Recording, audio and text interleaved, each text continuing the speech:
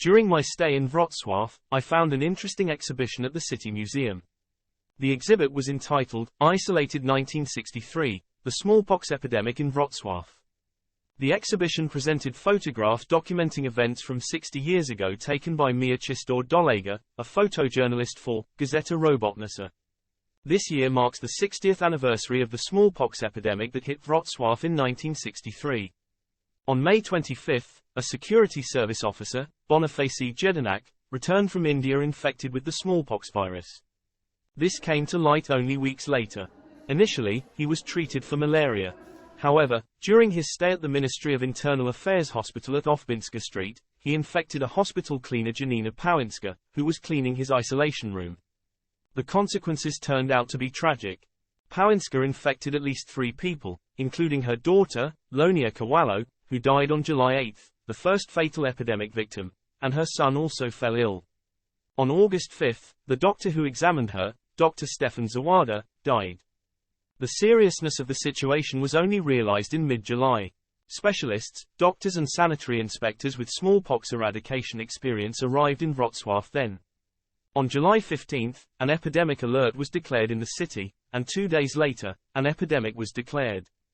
A hospital for the infected was organized in Zodra, Dugateka commune.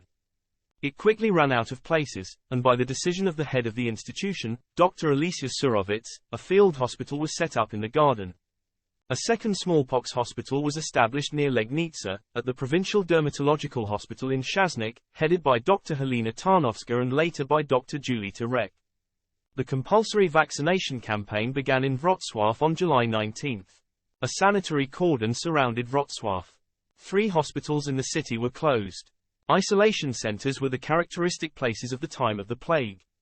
They housed those who had contact with sick people. In Wrocław, the largest isolation centers were set up at Kiczowska Street, Pole, and Stablowica Street, Prac Odrowski.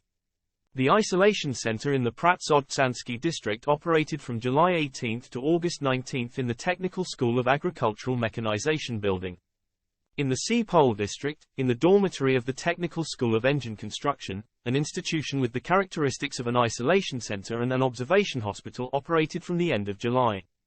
So-called suspected cases and patients discharged from smallpox hospitals after an initial misdiagnosis were referred there.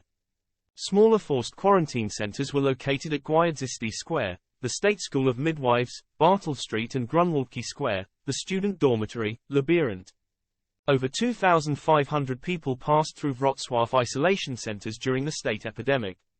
September 19, 1963, is considered the end of the epidemic. At that time, the last people suspected of having contact with infected people ended the quarantine. A total of 99 people contracted smallpox, of whom 7 died. Remarkably, most of the infected and fatalities were healthcare workers. Life in Wrocław gradually started to return to normal. On October 4, the European Men's Basketball Championship began. In contrast, it was an incredibly joyous event from the Polish perspective.